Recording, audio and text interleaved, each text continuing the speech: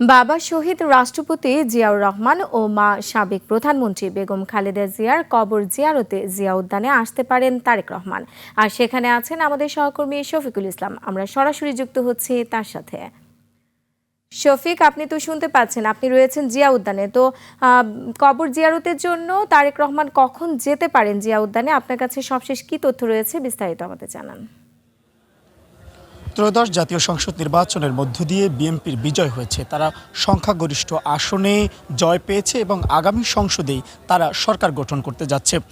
বিএনপির চেয়ারম্যান তারেক রহমান তিনি তার যে পিতা শহীদ রাষ্ট্রপতি জিয়াউর রহমান এবং মাতা সাবেক প্রধানমন্ত্রী বেগম খালেদা জিয়া তার যে কবর জিয়ারত করার জন্য তিনি আসবেন বলে আমরাও সংবাদ পেয়েছি এবং এই সংবাদের পর এখানে কিন্তু নিরাপত্তা ব্যবস্থা জোরদার করা হয়েছে এবং এই জিয়া উদ্যানের যেখানে তাদের কবর রয়েছে সেখানে শুধুমাত্র মিডিয়ার যারা রয়েছে তাদের বাইরে যারা ছিলেন সবাইকে আসলে জিয়া উদ্যানের বাইরে পাঠিয়ে দেওয়া হয়েছে এবং এখানে নিরাপত্তা ব্যবস্থা যেমন জোরদার করা হয়েছে পাশাপাশি এখানে সব বিষয়গুলোই নজরে রাখা হচ্ছে।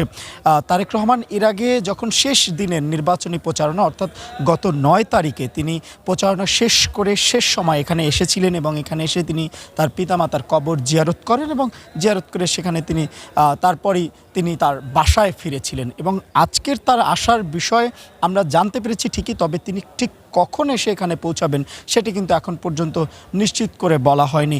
বলা হয়েছিল যে গুলশানের যে কার্যালয় রয়েছে সেখানের যে মিটিং, সেই মিটিং পরবর্তী সময়ে তিনি এখানে আসতে পারেন। তো তার আশাকে ঘিরে সব ধরনের প্রস্তুতি রয়েছে, সব ধরনের ব্যবস্থাই আসলে এখানে করে রাখা হচ্ছে, কিন্তু তিনি কখন এসে এখানে পৌঁছাবেন সেটি কিন্তু এখন পর্যন্ত নিশ্চিত হয়ে বলা যাচ্ছে না। সব মিলিয়ে বলা চলে যে তিনি আগামী দিনের বাংলাদেশের প্রধানমন্ত্রী হতে যাচ্ছেন। তো প্রধানমন্ত্রী হওয়ার ঠিক প্রাককালে তার যে পিতামাতা মরহুম শহীদ রাষ্ট্রপতি জিয়াউর রহমান এবং মরহুমা বেগম খালেদা জিয়ার যে কবর জিয়ারত, সেই কবর জিয়ারত তিনি করতে আসছেন। অর্থাৎ এই কবর জিয়ারতের মধ্য দিয়ে তিনি কিন্তু সরকারের গঠনের যে একটি ধাপ সেটি তিনি শুরু করতে যাচ্ছেন। পাশাপাশি আগামী দিনে যে তিনি বাংলাদেশকে নেতৃত্ব দিবেন সেটি কিন্তু তারা শুরু করতে যাচ্ছেন। আজকে বিএনপির পক্ষ থেকে বেশ কয়েকজন নেতৃবৃন্দ কথা বলেছেন, তারাও কিন্তু জানিয়েছেন যে আসলে এই জয়টাকে তারা আসলে জয় হিসাবে বলছেন না, তারা বলছেন যে আসলে দেশের জনগণ তাদের উপর আস্থা রেখেছে, অর্থাৎ বিএনপির ওপর যে আস্থাটি জনগণ রেখেছে সেই আস্থা তারা ধরে রাখতে চান।